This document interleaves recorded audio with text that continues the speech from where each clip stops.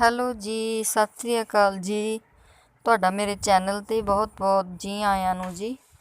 ਤੁਹਾਡਾ ਮੇਰੇ ਚੈਨਲ 'ਤੇ ਬਹੁਤ-ਬਹੁਤ ਸਵਾਗਤ ਹੈ ਜੀ। ਅਤੇ ਆਪਾਂ ਅੱਜ ਦਾ ਵਲੌਗ ਸ਼ੁਰੂ ਕਰ ਰਹੇ ਹਾਂ ਮੇਰੇ ਦਿਓਰ ਦੇ ਘਰੋਂ ਜੀ।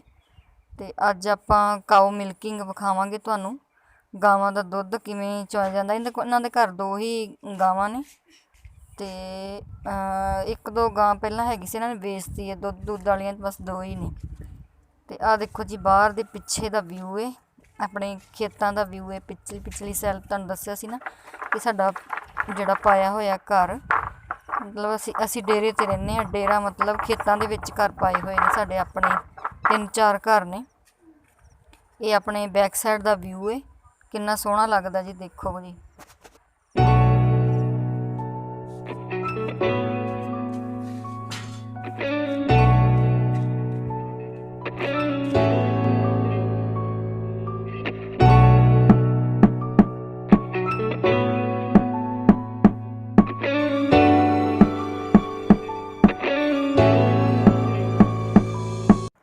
ਤੇ ਆਹ ਦੇਖੋ ਜੀ, ਇਹ ਮੇਰੀ ਸੱਸ ਨੇ ਜੀ, ਇਹ ਸਾਡੀ ਮਾਤਾ ਜੀ।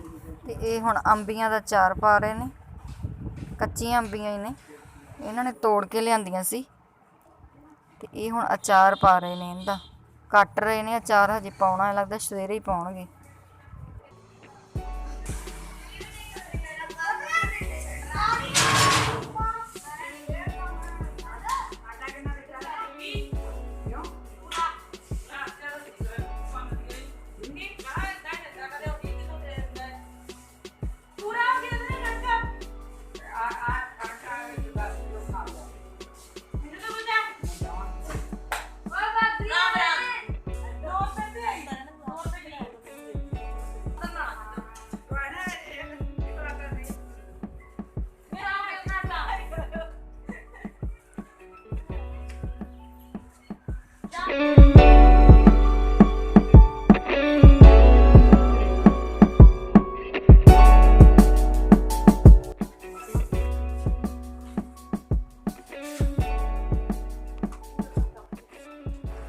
ਚਲੋ ਜੀ, ਹੁਣ ਆਪਾਂ ਧਾਰ ਕੱਢਣ ਦੀ ਕਰੀਏ ਤਿਆਰੀ।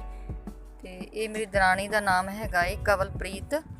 ਤੇ ਕਵਲ ਹੁਣ ਕਰ ਰਹੀ ਏ ਧਾਰ ਕੱਢਣ ਦੀ ਤਿਆਰੀ। ਧਾਰ ਕੱਢੇਗੀ ਜੀ ਹੁਣ।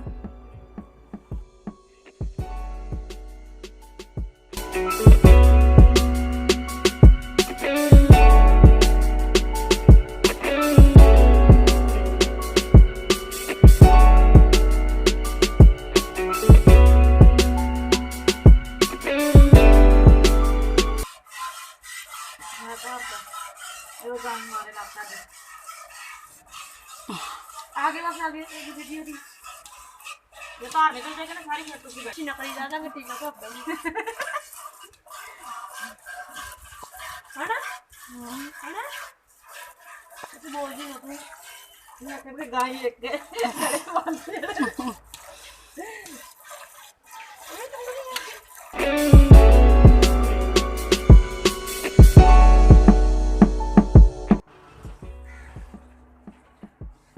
ਇਹ ਡੰਗਰਾਂ ਦੀ ਹਵੇਲੀ ਅਲੱਗ ਹੀ ਏ, ਪਿਛਲੀ ਸਾਈਡ ਬਣੀ ਹੋਈ ਏ ਤੇ ਘਰ ਫਰੰਟ 'ਚ ਬਣਾਇਆ ਹੋਇਆ ਆਪਾਂ ਨੇ।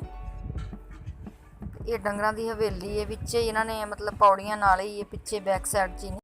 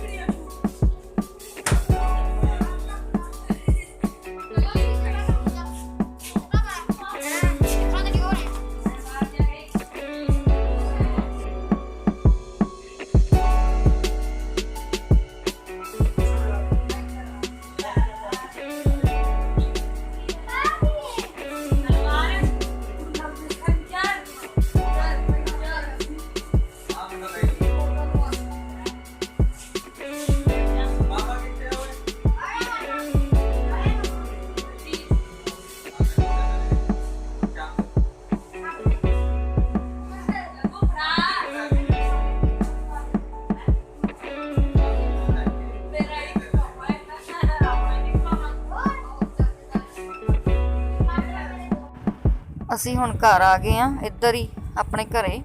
मेरे ननान का मुंडा आया सी, जिथे मैं कल गई सी सरहंद खबर लैन वास्ते, पता लैन गई सी, ते वो अपने घरे आ गया सी। ते चलो असी भी इत्थे बह के गल्लां बातां कर रहे हैं सारे जने।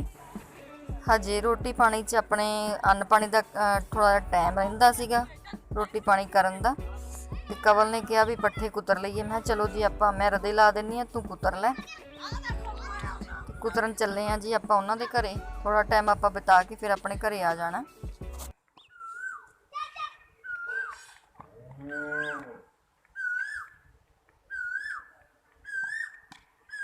मम्मी कोयल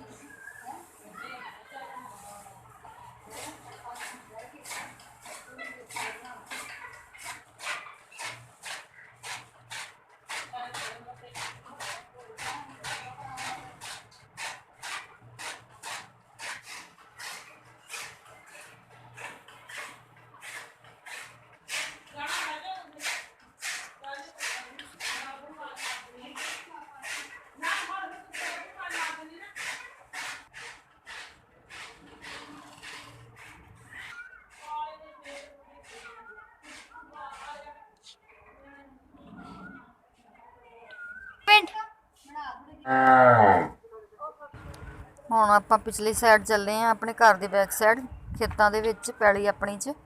ਤੇ ਉੱਥੇ ਸਬਜ਼ੀਆਂ ਲੱਗੀਆਂ ਹੋਈਆਂ ਨੇ। ਮੈਂ ਥੋੜਾ ਜਿਹਾ ਦੇਖ ਲਿਆਵਾਂ, ਚੈੱਕ ਕਰ ਲਿਆਵਾਂ। ਕੱਦੂ ਦੀਆਂ ਵੇਲਾਂ ਨੇ, ਚੱਪਣ ਕੱਦੂ ਦੀਆਂ ਲੱਗੀਆਂ ਹੋਈਆਂ ਨੇ। ਤੇ ਉਹ ਮੈਂ ਦੇਖਣ ਆਈ ਸੀ, ਜੇ ਹੋਈ ਹੈ ਤਾਂ ਤੋੜ ਕੇ ਲੈ ਜਾਂਦੇ ਹਾਂ ਆਪਾਂ।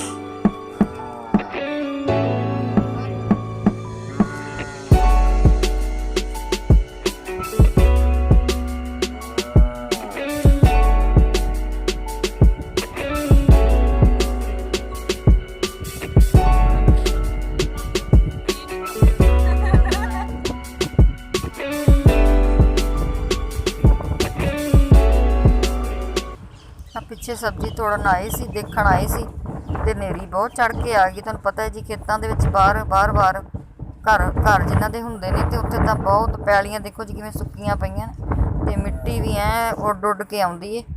ਚਲੋ ਹੁਣ ਆਪਾਂ ਆਪਣੇ ਘਰੇ ਚੱਲਦੇ ਹਾਂ, ਹਨੇਰੀ ਬਹੁਤ ਤੇਜ਼ ਆ ਰਹੀ ਏ।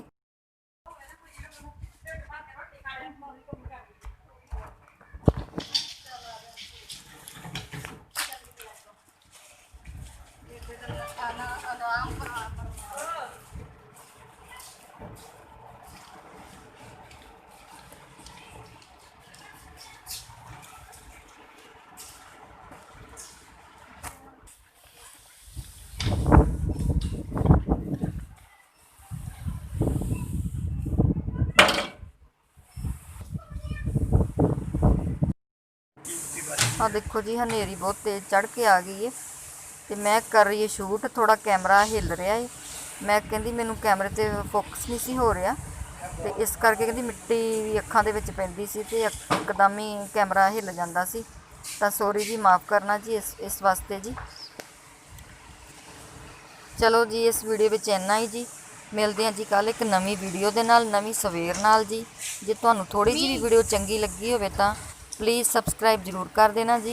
तो मैनू कमेंट बॉक्स जरूर दसना जी कि किवें दी लगी वीडियो। तो मिलते हैं जी एक कल नूं एक नवी वीडियो के नाल ते नवी सवेर नाल। चलो जी, सत श्री अकाल जी।